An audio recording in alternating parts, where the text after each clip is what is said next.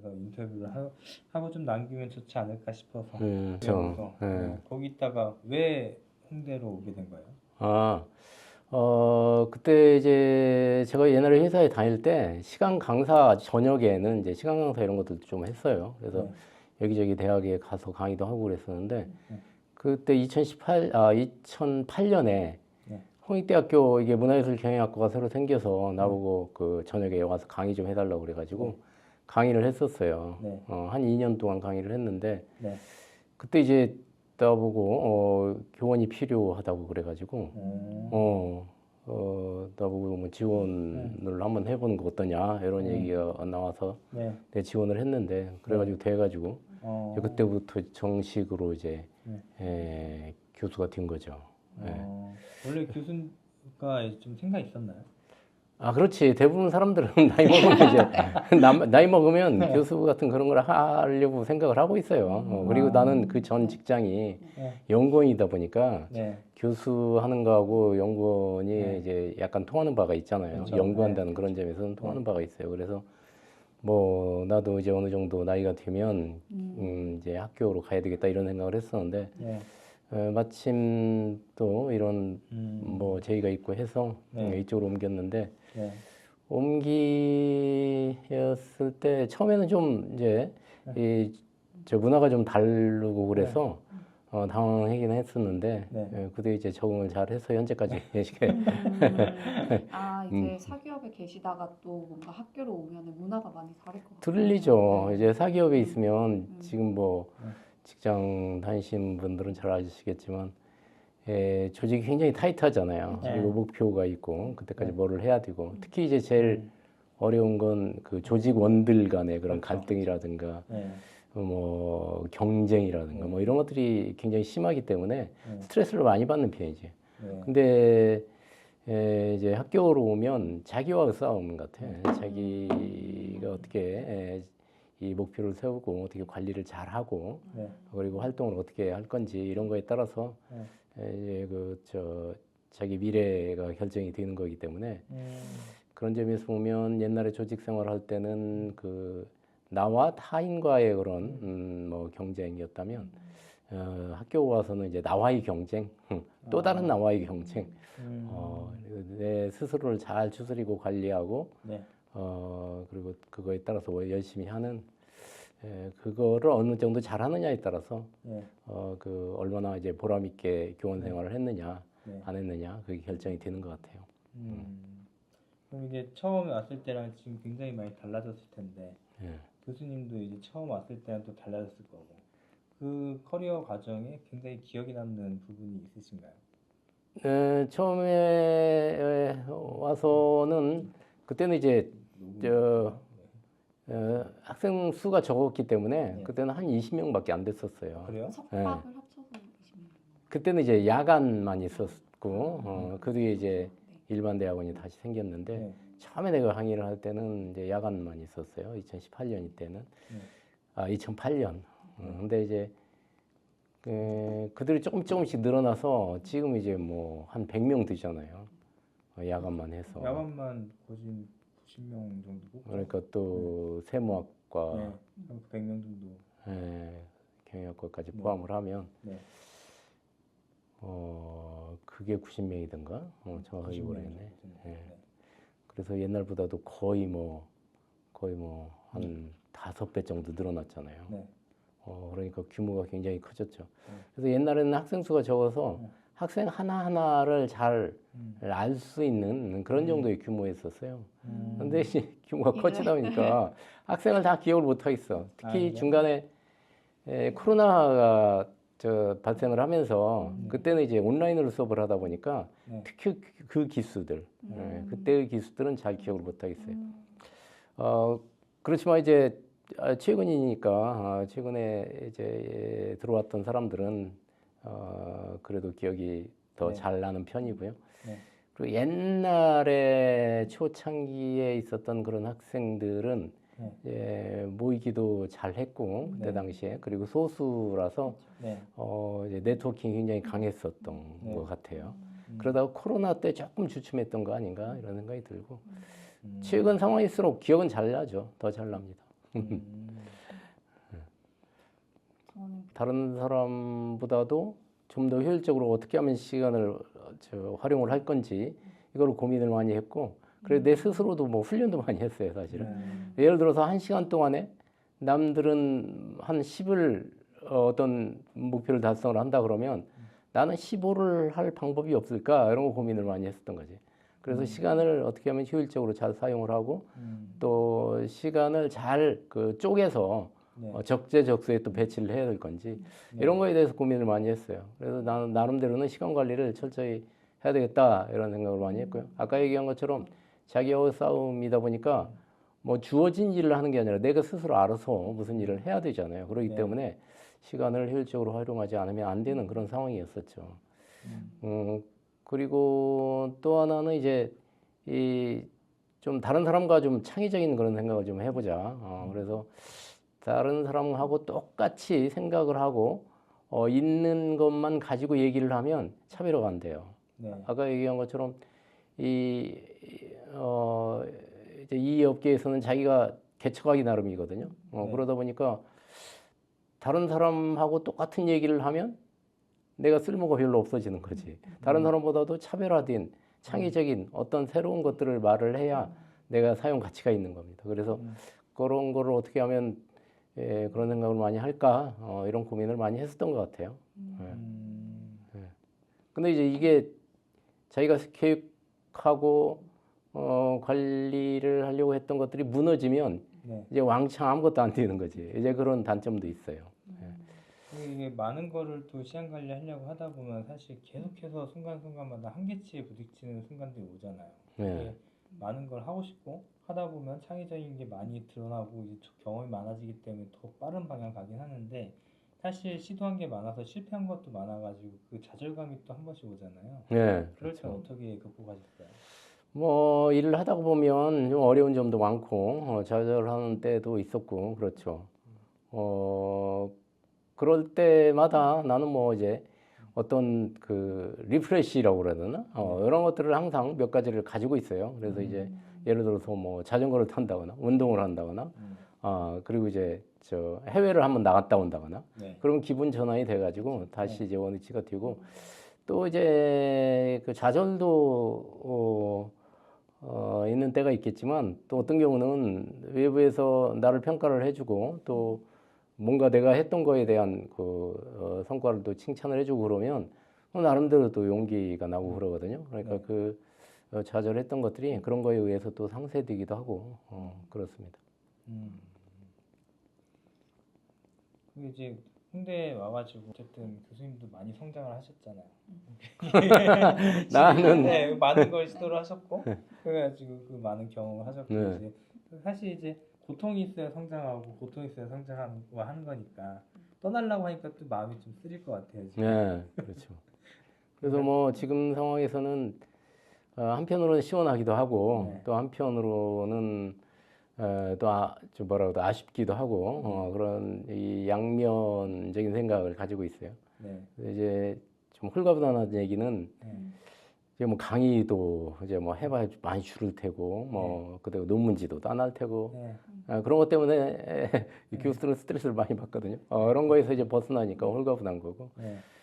또 서운한 거는 이제 학생들과 많은 접촉을 할 수가 없다는 거. 이제 내가 알고 있던 많은 이 학교에 있는 학생들, 뭐 교수들, 뭐 학교, 그다음에 뭐 이런 홍문관, 이런 하드웨어 이런 거로부터 이제 점점점 멀어지고 나중에는 잊혀지지 않을까 이런 생각이 들어서 조금 좀 아쉬운 면도 좀 있어요. 아쉬울 것 같아요. 네, 그래요. 근데 뭐 지금 교수님을 아쉬워하고 교수님을 떠나는 걸 축복해주고 싶은 사람들이 되게 많기 때문에 뭐 그냥 그 이런 사회적인 직급이 좀 달라지는 것 뿐이지 결국엔 또 계속 만나게 된 형태가 지금 만들어질 것 같거든요. 그래서 뭐 그건 또 자발적으로 만드는 거기 때문에 네, 저희도 그걸 만들려고 해서 이런 이제 인터뷰 자리도 한번 해보자 해서 한 거기 때문에 자주 볼 것 같습니다. 예. 저도 사실은 뭐 이제 은퇴를 하면 뭐를 할 건지 이제 고민도 많이 하고 그랬는데 사실 크게 변하는 게 없을 것 같다는 생각이 좀 들어요. 나 같은 경우는 이제 연구소를 과거부터 쭉 해왔거든요. 그렇기 때문에 그 일을 많이 했어서 이제 앞으로도 이제 그 일을 계속 할 거고 그리고 이제 그거를 하다 보면 또 학생들과도 같이 일할 그런 기회도 많이 있을 수도 있고 그렇거든요. 네. 그리고 또 뭐 어디 가서 자문하는 거, 그다음에 정부의 뭐 어떤 뭐 위원이라든가 어쩌고저쩌고 이런 여러 가지 것들 그런 것들은 계속 되니까. 근데 혹시 모르지, 내가 은퇴하면 딱 자를지 모르지. 그러면 모르겠지만 네. 안 자르면 뭐 네. 계속 그 일도 할 수 있고. 그래서 네. 크게 변화되는 것 같지는 않아요. 예. 음. 그래서 그렇지만 이제 여하튼 이건 공식적으로는 이제 퇴직을 하는 거니까 네. 좀 아쉬운 면이 있죠. 그 어쨌든 이게 뭔가 마무리될 때 이제 사람들 다 아쉬운데 또 다시 한번 이게 다른 걸로 돌아가서 얘기하면 학생들 입장을 이렇게 한번 이게 시선을 봤을 때 예. 많은 초기부터 지금까지 졸업하고 사람들 어떻게 성장하고 다 봤잖아요. 예. 어떤 학생들이 이 과를 거쳐 나갔을 때 좀 잘 되던가 이런 특징들이 있잖아요. 뭘 사람들이 잘하는 사람들이 지나고 보니까 잘하더라. 예. 이런 우리 학과 와서 어떤 걸 잘했을 때 이 사회에 나갔을 때 잘할 수 있는지 그런 게 보인 게 있었나요?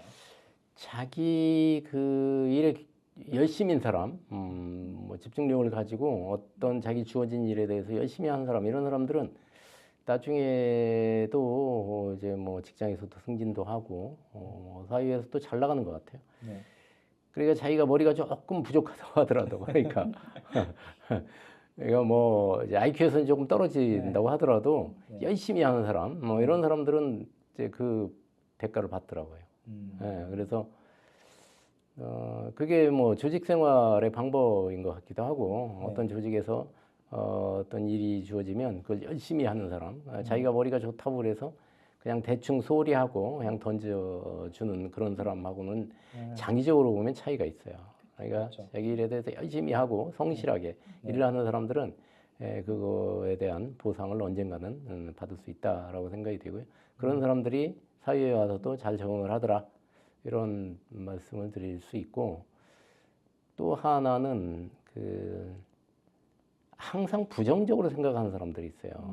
어떤 일에 대해서 그거는 아니야, 뭐 안 될 것 같아. 그다음에 무슨 일이 있으면 항상 꼬투리를 잡고 하는 그런 사람들이 있거든요. 네. 그런 사람들은 일견 보면 굉장히 똑똑한 것 같아. 아, 여기서 그런 거를 끄집어내 가지고 얘기를 할 수 있는 그런 능력이 있다니. 그래서 이제 감탄하기도 하는데 사실은 그 사람은 장기적으로 보면 마이너스가 되는 경우도 많아요. 무슨 일을 할 때마다 쪽쪽 뭔가를 끄집어내서 항상 부정적으로 생각을 하고 뭔가를 끌어내려고 그러고 이제 미래 앞으로 전진을 못해. 앞으로 가지를 못해. 그런 사람들하고 같이 회의를 한다거나 그러면 그 사람은 똑똑한지 모르지만 나중에 사회에서 이렇게 몰라요. 뭐 또 다른 그 직종에 맞는 게 있겠죠. 그렇지만 일반적으로는 그런 사람들은 이제 사회에서 성장하기가 정말 어렵다. 이렇게 생각이 되더라고요. 결국에 긍정적인 사람들 그리고 열심히 하는 사람들이 살아남는다. 그렇죠. 긍정적이면서 열심히 하고 성실히 하는 사람들이 이 사회에서 살아남는 것 같다는 그런 생각이 들어요. 교수님도 뭐 이렇게 돌아보면 모든 행사에 참석해서 열심히 하셨으니까 퇴직하고 이제 또 참석률이 진짜 좋으셔가지고. 그러니까 보상을 또 받는 거죠. 학생들이 나는 지지하는 나름대로 이제 이 학과에 대해서 어떤 책임감 같은 걸 가지고 있어요. 그래서 원위도 그렇고 뭐 강의도 마찬가지고 커리큘럼 이런 것도 배우는 거에 대해서 잘 돼야 되겠다 이런 생각을 가지고 있기 때문에 그런 책임감 때문에 어떤 행사라든가 이런 데 자주 참여를 하는 거죠. 예. 그래서 원회에서 이런 활동을 하면 뭐 격려도 해주고 또 이제 교수가 참여하는 거하고 안 하는 거하고 또 달라지잖아요. 학생들이 보는 뭐 입장이나 그다음에 참여율이나 이런 것들이 좀 달라질 수가 있기 때문에 참여를 해서 그래도 뭐 내가 뭐 오랫동안 있지는 않는다고 하더라도 잠시라도 그냥 참여를 해서 이렇게 그 학생들을 한 번이라도 이렇게 보고 또 격려도 해주고 그런 게 필요하다고 생각이 돼서 그런 책임감 때문에 하는 것 같아요. 큰 힘이 됐죠. 그래서 뭐 사실 누군가 중심을 잡고 원회가 이렇게 이게 키워야 되겠다 이렇게 하지 않으면 사실 학교들이 동문이 되게 센 학교들은 결국에 유명해지더라고요. 제가 항상 그래요. 봐도. 그래서 야간 대학원은 이제 이 공부하는 거와 그다음에 네트워킹 사람들 간의 교류하는 거, 인적 교류하는 거 이게 중요하기 때문에 네. 그런 인적 교류 차원에서 그 학생들과 만나고 행사도 하고 굉장히 중요합니다. 그래서 저 열심히 앞으로도 해야 될 것 같고요. 그다음에 주간의 경우에는 이제 인적 교류도 필요하고 네. 그거보다 더 이제 필요한 건 논문 쓰는 거, 공부하는 거 이런 거 되죠. 왜냐하면 야간은 주로 이제 직장 다니는 사람들이 다니는 거고 주간은 이제 학업에 전업으로 하는 사람들이 많아서 그런 차이가 있을 것 같아요. 결국 대학원의 본질은 본인이 찾는 거잖아요. 제가 생각하는. 그렇죠. 예. 뭐 주간 야간을 나눠가지고 사실 여기가 더 해야 된다. 이거는 요새 좀 경기가 허물고 있는 것 같아요. 요새 사람들 보니까 욕심이 좀 많아져가지고 야간 분들도 논문을 쓰신다거나 논문 많이 쓰고 네. 있고 박사과정도 가고 있고. 그래요. 이 우리 학교가 다른 학교에 비해서 문화예술경영학과가 거의 주간하고 야간하고 교류가 굉장히 좀 그 밀접한 것 같아요. 네. 예. 다른 데는 주간과 야간이 서로 말도 안 하고 완전히 이렇게 분리되어 있는 데도 많이 있어요. 근데 우리는 교수도 같은 교수들이 많아요. 서로 겸직하는 경우가 그런 많거든요. 네. 그래서 이제 수업도 이제 야간도 가르치고 주간도 가르치고 그리고 맨 처음에 시작을 야간에서부터 시작을 해서 주간을 만들면서 자연스럽게 이게 동화가 됐어. 그러면서 이제 굉장히 다른 학교에 비해서는 굉장히 가까운 것 같다는 생각이 들고요. 그다음에 더구나 이제 박사가 생기면서 야간에 있는 학생들도 박사에 많이 지원하고 하다 보니까 더더욱 옛날보다는 더 융합이 잘 되는 것 같다는 생각이 들어요. 그러면 이제 학교를 앞두고 계신데 이 학교에서의 생활이 좀 교수님 인생에 있어서 어떤 영향을 미쳤는지, 좀 어떤 의미였는지 궁금해요. 그 나한테는 이 적합한 직업 아닌가 이런 생각이 들어요. 예. 학교에서는 이제 아까도 얘기한 것처럼 자기가 얼마나 뛰느냐에 따라서 자기의 가치가 이제 결정이 되는 거죠. 그러다 보니 이제 내 나름대로 이제 열심히 뛰려고 노력을 했었고, 그리고 이제 과거에 제가 가지고 있던 그런 이미지라든가 그런 브랜드가 이제 학교에 와서 완전히 사라지면 그것도 나한테는 이제 손해인데 사실은 옛날에 가지고 있었던 그런 브랜드가 자연스럽게 연결이 됐어요. 왜냐하면 동일 업종을 하는 거라서 옛날에 직장에 있을 때도 이쪽 문화 콘텐츠, 문화예술 경영 이런 쪽을 했었고 이제 학과도 그쪽으로 들어오다 보니까 이게 자연스럽게 연결이 됐어요. 그래서 나한테 플러스가 되지 않았을까 생각이 돼요. 그래서 질문이 뭐였지? 까먹었어. 어떤 학교가 이제 교수님께 어떠한 의미였는지. 그래요. 그래서 나한테는 하여간 그런 그 보람 있는 생활을 해주게 한 그래 나의 적성을 딱 찾아가게 한 그런 직업이었다고 이제 생각이 되고 그리고 이제 학교라는 그런 어떤 조직이 또 한편으로는 또 이제 좀 비효율적이고 좀 그런 면도 또 있어. 그래서 나는 사실은 이제 학교 와서 제일 보람이 있었던 거는 학생들과의 그 관계 이런 거라고 생각을 해요. 그래서 학생들과의 그 끈끈한 그런 관계들. 근데 강의할 때는 별 생각이 안 나고 강의 위의 것들 뭐 무슨 이벤트를 한다거나 아니면 뭐 옛날에는 이제 졸업여행이라는 것도 있었어요. 졸업여행을 한다거나 그리고 뭐 동호회에서 뭐 옛날에 자전거를 많이 타고 그랬거든요. 자전거를 같이 탔다거나 뭐 골프를 같이 쳤다거나 이런 여러 가지 일들 이런 일들이 더 많이 생각나고 강의는 별로 생각이 안 나. 강의 안 가. 늘 뒷풀이 있는 일이라서 생각이 안 나는지 모르겠는데 인생을 살아가는데도 마찬가지인 것 같아요. 인생을 살아갈 때 매일 뭐 삼시세끼 밥 먹고 그다음에 직장 생활하고 이런 것들은 별로 생각이 안 나는데 가끔가다 했었던 그런 이벤트라든가 활동 이런 것들이 많이 생각이 나죠. 그래서 일반 사람들도 마찬가지로 인생을 풍부하게 하고 또 경험을 풍부하게 하려면 이런 색다른 그런 간혹가다 이 색다른 그런 경험을 해보는 것도 좋지 않나 이벤트라든가 어디에 해외 여행을 간다거나 뭐 이런 것들도 중요하다고 생각을 합니다.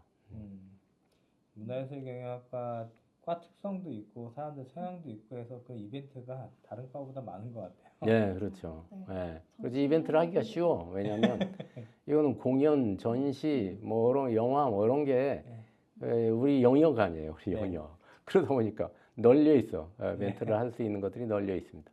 그래서 더 끈끈하게 모여야 되는 게 바로 문화예술 경영학과다라고 생각을 합니다.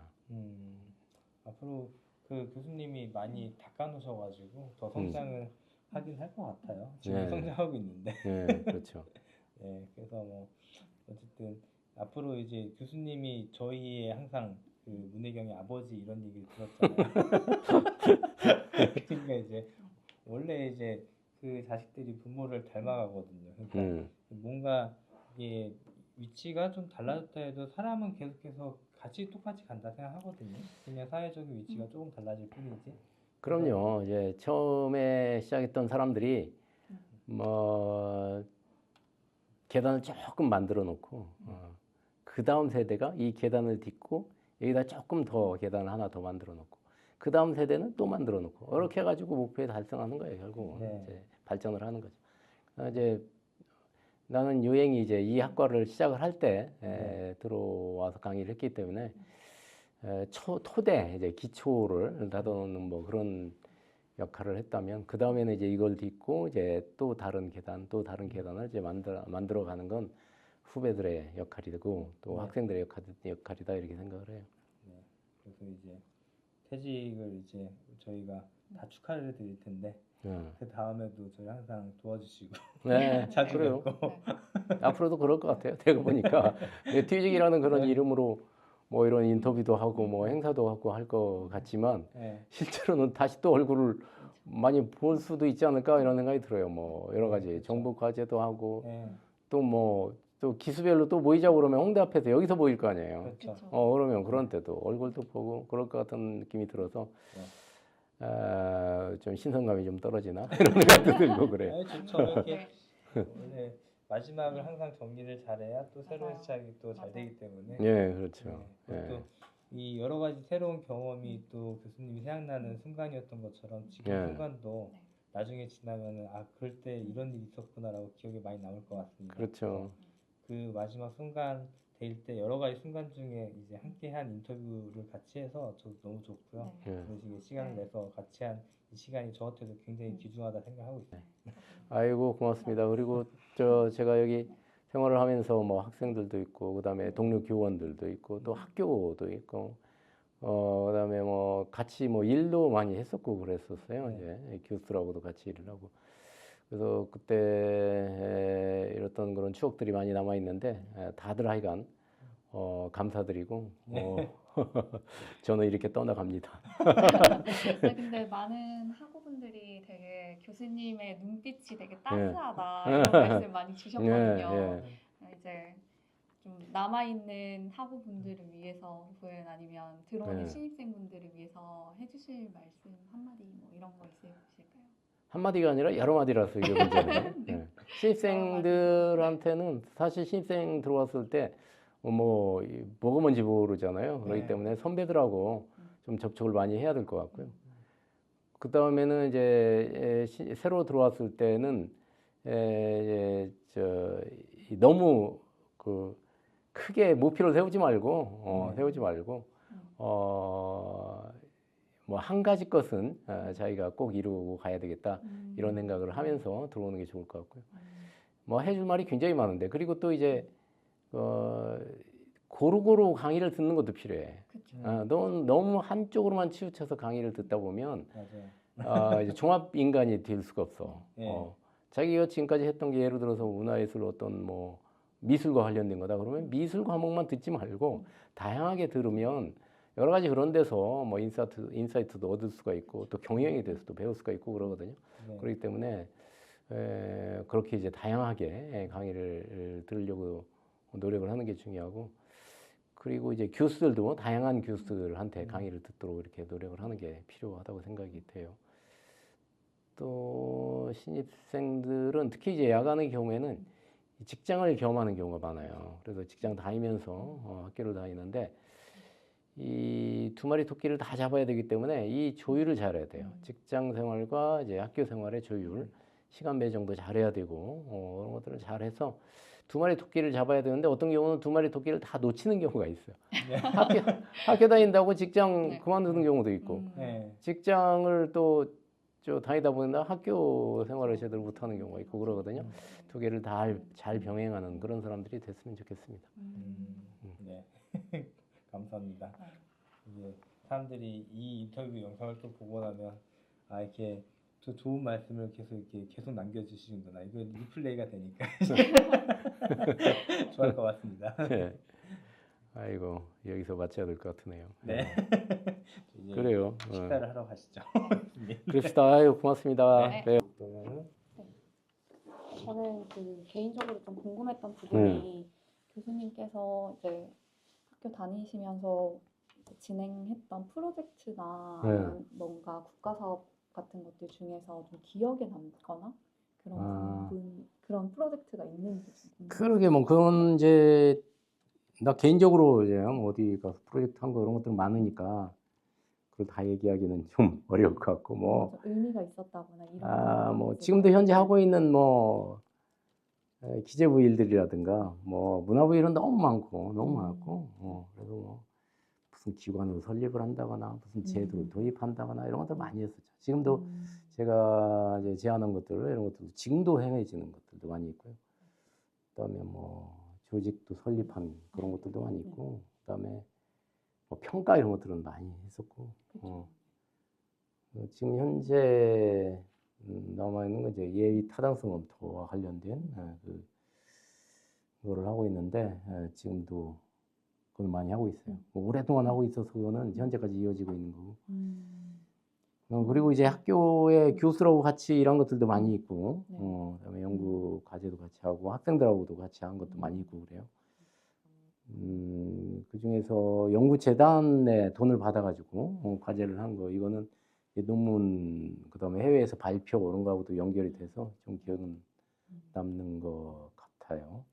그리고 그게 마침 또 내가 전공으로 했었던 아까 제가 예비 타당성 검토와 관련된 그런 방법론과 관련된 거라서 도움도 받고 그래서 그것이 좀 기억이 나고요.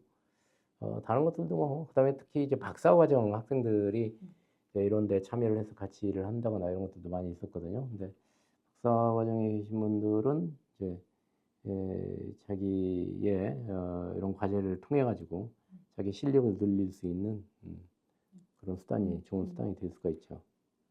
그래서 그런 일들을 많이 했습니다. 지금까지. 정말 마지막까지 열정적으로 일을 하고 가시는 것 같아요. 지금도 그런 일을 하고 아마 은퇴를 한 이후에도 그런 계속 할 것 같은데 과연 뭐 언제까지 할 건지 내 건강도 좀 챙겨야 되니까 모르겠어요.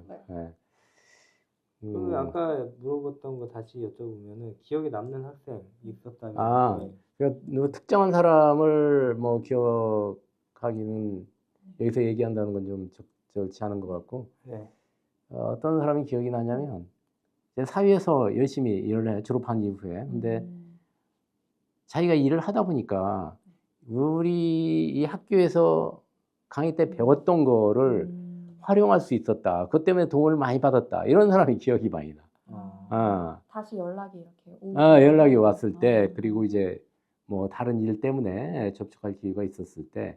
근데 물론 이제 나한테 얘기를 안 하는 사람도 굉장히 많겠지. 근데 이제 우연히 이제 졸업한 이후에 나하고 접촉을 했을 때 그런 얘기를 하는 사람, 이런 사람들이 기억이 많이 나요. 우리가 강의를 한 게 그래도 좀 의미는 있었구나. 그런 생각을 하는 거예요. 우리가 강의할 때는 이게 과연 직장생활을 하면서 사용이 될지 뭐 안 될지 그냥 너무 이론만 얘기하는 거 아니냐 이런 생각을 하면서 또 가르칠 수도 있는데 실제로 자기 현업에서 일을 할 때 도움을 받았다. 그거대로 했더니 되더라. 뭐 이런 얘기를 들었을 때 보람이 좀 있었죠. 이게 가르치는 게 아직도 실무에 적용이 된다 이렇게 하면 되게 뿌듯하실 것 같긴 해요. 그렇죠. 그리고 저는 이제 수업을 할 때 가급적이면 이론뿐만이 아니라 어떤 이 현실에 적용을 할 수 있는, 실천을 할 수 있는 그런 것들을 많이 가르쳐요. 예, 그렇기 때문에 이제 어떻게 하면 이게 현실에서 적용이 되는 건지 뭐 사례를 가지고 얘기를 한다거나 그런 실천 방법에 대해서 얘기를 한다거나 그러기 때문에 이제 그런 식으로 이 현업에 가서 적용이 됐다 그러면 나한테는 더더욱 그 보람이 있는 거죠. 그리고 또 이 문화예술 경영에 입학한 사람들의 특징 중에 하나는 사실 문화예술 경영이면 문화예술 플러스 경영이거든요. 문화예술이 한편에 있고 또 경영이 한편에 있는데 문화예술만 하는 사람들이 많아.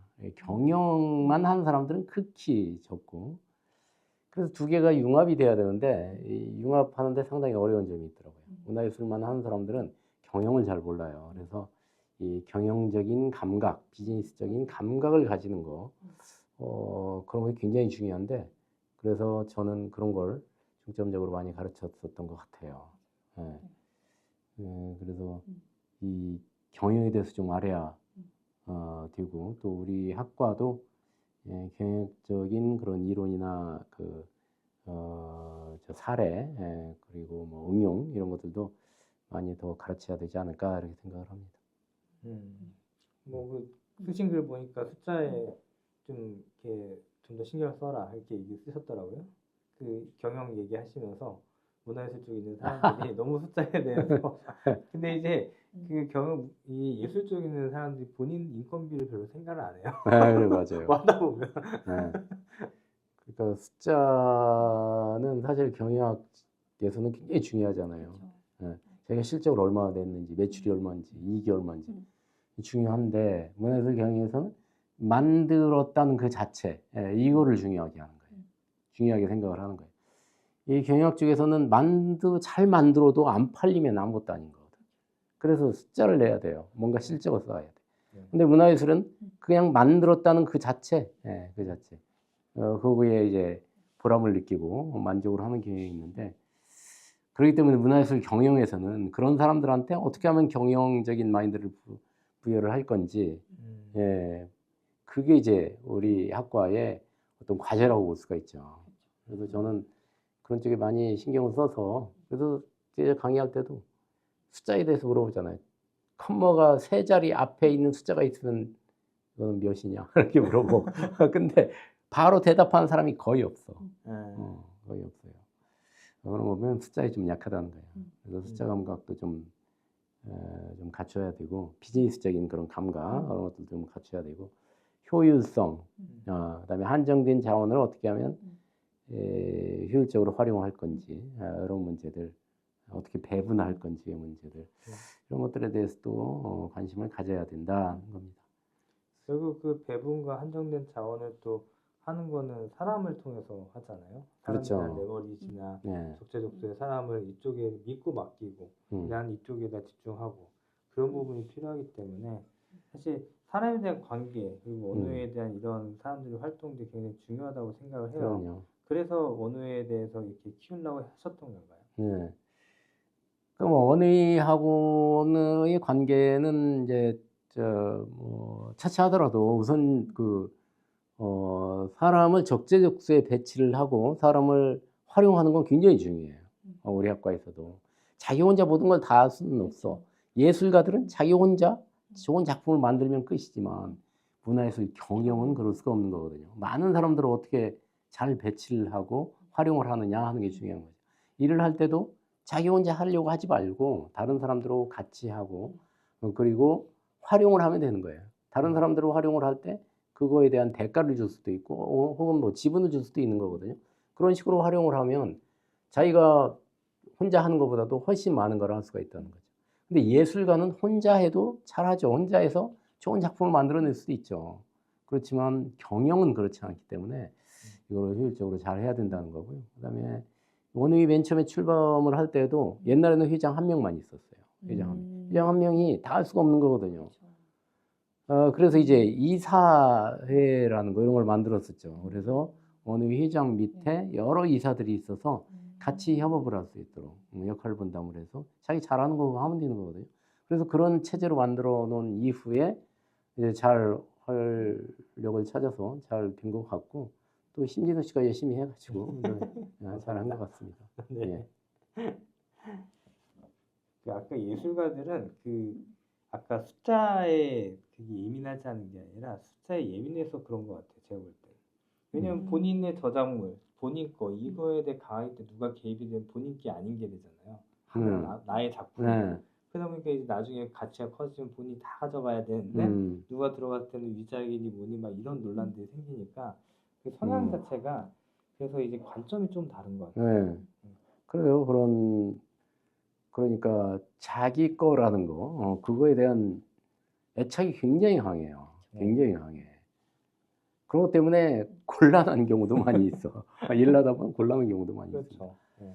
근데 그런 애착을 가져야 좋은 뭐 작품이 나오는 거니까, 그거는 이제 뭐라고 할 수는 없는데, 문화예술 경영이나 조직에 들어와서는 이제 이제 일반적인 그런 상식에 맞게끔 행동을 해야 되겠죠. 그러니까요. 그래서 이쪽에 최근에 문화예술경영대학원에 예술 쪽 사람들도 꽤 많이 들어오고 있잖아요. 네. 다른 쪽 분야도 오고 있지만 그래서 그런 쪽으로 좀 더 이게 같이 서로 생각을 좀 바꿔가야 대화도 많이 해야 좀 성장할 것 같긴 해요. 그런 점에서 보면 우리 학과가 그런 거 하기에는 또 적합한 학과 아닌가 하는 생각이 들어요. 그러니까 예술을 하는 사람도 있지만 또 현업에서 일하는 사람, 다른 일을 하는 사람들, 경영을 하는 사람들 이런 사람들도 있어서 그리고 뭐 분야가 굉장히 다양하잖아요. 그런 다양한 사람들이 와서 같이 어울리다 보니까 아 내가 지금까지 생각했던 거하고 또 다르게 생각하는 사람들이 있구나. 많은 사람들이 이렇게 생각한다 그러면 그게 정답일 수도 있는 거거든요. 아 그래서 지금까지 내가 이렇게 생각을 했는데 다른 많은 사람들이 저렇게 생각하는 거 보니까 내 생각을 좀 바꿔야 되겠다. 이런 교훈도 얻을 수가 있는 겁니다. 그래서 우리 학과가 그런 거를 훈련을 시키고 또 배우는 데는 아주 좋은 학과 아닌가 생각이 들어요. 괜히 자화자찬만. 아니 뭐 말하시는데 계속 애정이 굉장히 많으신 것 같아요. 여기. 실제로도 다른 학우분들이 되게 학교 내에서 시너지를 많이 내는 것 같아요. 네. 협업도 많이 하시고 그래요. 새로운 프로젝트도 많이 하시고. 그래요. 최근에 와서 더더욱 그런 일들을 많이 하려고 노력을 하는 것 같고 우리도 모르는 그런 많은 곳에서 무언가가 이루어지고 있는 걸 내가 간접적으로 들어요. 네. 그래서 간혹가다 뭐 같이 누구누구 같이 해서 어디에 뭐 뭘 신청을 했습니다. 이런 얘기도 간혹가다 들리고 그래요. 그런 거 보면 옛날에는 그런 게 그렇게 많지는 않았는데 그런 것들이 많아진 것 같아서 좀 다행이라고 생각이 들고요. 다만 그런 거 할 때는 아까 얘기한 것처럼 그 서로들의 그 관계 이런 거 그다음에 그거에 대한 배분 이런 게 굉장히 이제 좀 민감한 문제이기 때문에 그거 잘 해결을 해야죠. 오는 사람들이 처음에 이게 재밌어서도 오는 것 같아요. 요새 최근에 인기가 많아진 거는.